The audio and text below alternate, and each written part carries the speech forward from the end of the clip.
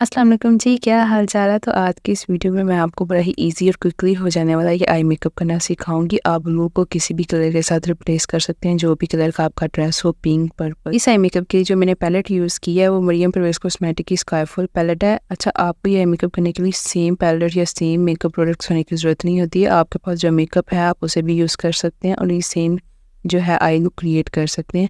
सबसे पहले मैंने फ्लफी ब्रश पे ये ब्लू शेड लेके इसमें बड़ा लाइट सा शिमर है, इसे मैंने अपनी आईलिड पे लगाया। आप आईलिड से ज़्यादा क्रीज में ना इसे जाने दीजिएगा, मेरा ऊपर ज़्यादा चला गया था।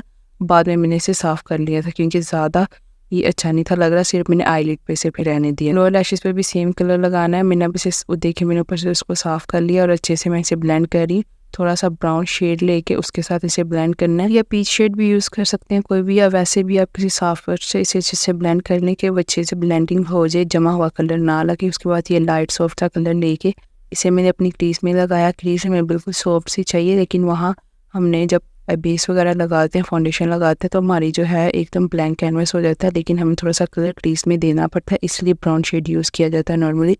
उसके बाद ये मैंने सिल्वर शेड लेके, शिमरी शेड है ये वाइट सा, इससे मैंने अपने इनर कॉर्नर को हाईलाइट किया और अपनी आईलिड पे भी मैंने लगाया। आईलिड की जो लाइन है उसे मैंने वहाँ लगाया, क्योंकि जब हम अंदर की तरफ आईलिड के शिमर लगाते हैं, फिर जब हम अपनी आइज़ को ब्लिंक करते हैं ना, ये बड़ा ही प्यारा लगता है और इससे ना बड़ी आंखों का भी इफेक्ट आता है। ऐसा लगता है आइज़ बड़ी है, आपकी आईलिड जो स्पेस है वो ज़्यादा बड़ी है।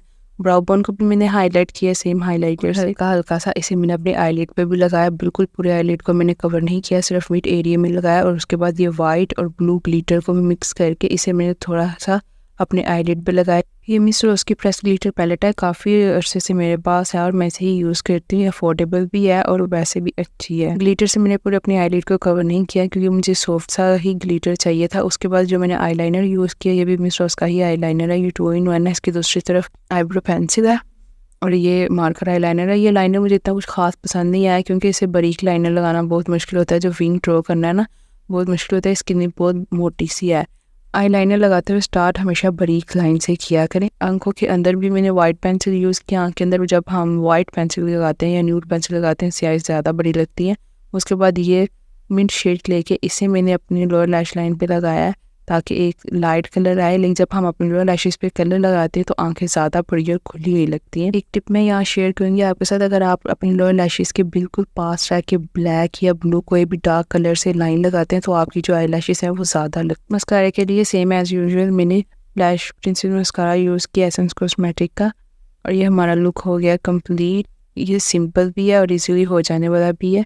आपको ये कैसा लगा मुझे कमेंट सेक्शन में बताइए। अगर आप सोर्स में मेकअप सीखना चाहते हैं तो आप इस वीडियो को चेक कर सकते हैं। मिलती है मैं आपसे अगली वीडियो में। अल्लाह हाफिज़।